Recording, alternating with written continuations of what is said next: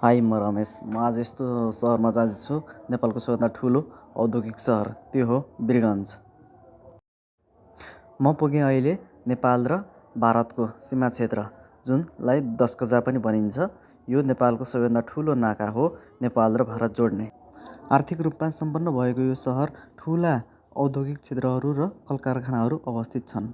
यो हो rail station. यहाँबाट भारतको धेरै क्षेत्रहरूमा यहाँबाट रेल प्रस्थान गर्ने गर्दछ।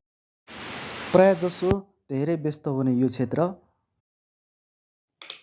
सधैँजसो चाप हुने यस क्षेत्रमा आज भने बिहान भएर होला धेरै गाडीको चाप थिएन।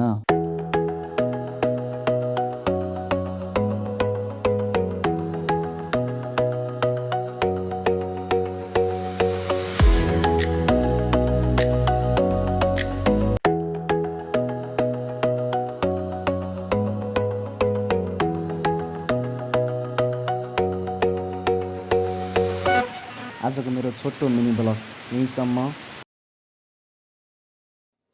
By bye, take care, have a nice day.